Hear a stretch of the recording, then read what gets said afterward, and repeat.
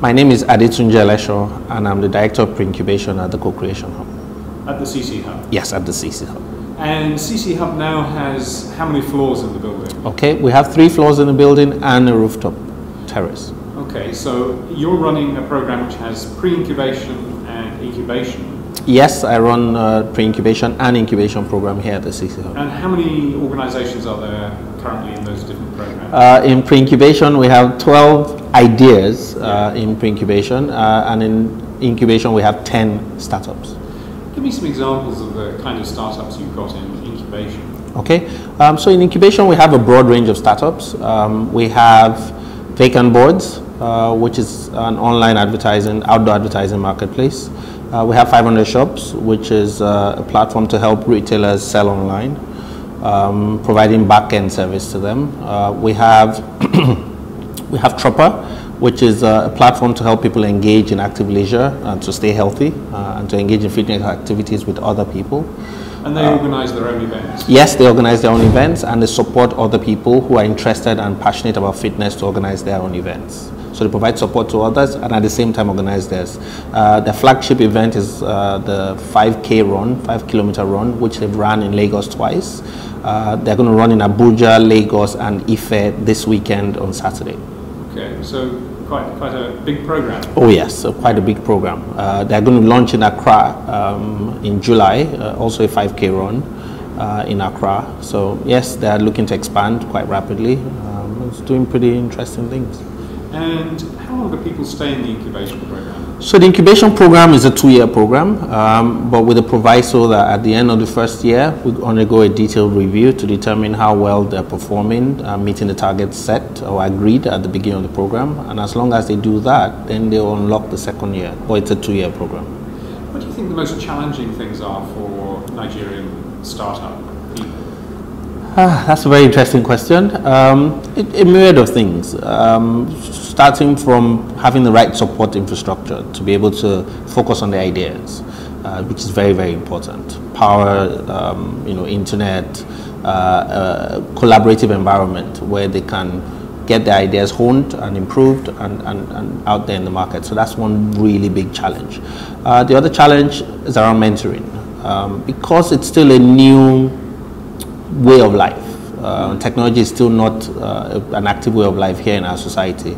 It also means that in terms of it being a discipline, it requires all the tenets of understanding the fundamentals and being able to then actively grow and become experts.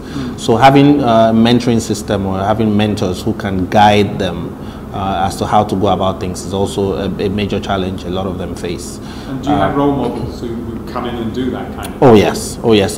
Gradually, we started it at an unstructured and ad hoc basis, but this year we've implemented a full mentoring program and we've started with a pilot to then understand how that works and how successful that will be before we then roll it out to all our programs in a structured manner.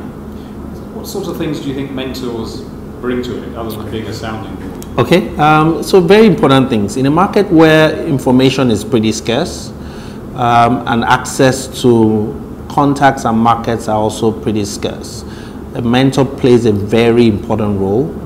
Apart from being a sounding board, which includes challenging your ideas and your thought process. Not giving you the answers, but more like helping to open your mind up. Mentors can also help with opening their Rolodex. Who do you go to if you need funding? Who do you go to if you need access to markets? So I'm doing a fast-moving consumer good type application. Do I have friends in those kinds of places that can be your test beds? Very, very critical, especially, again, where there's no repository of information where you can tap into. So that's another really key role for mentors. The other very important role that mentors play is around just being that, helping you get to that next level, so to say, how you performing and being that fallback, depending on the role the mentor is playing and how busy the mentor is.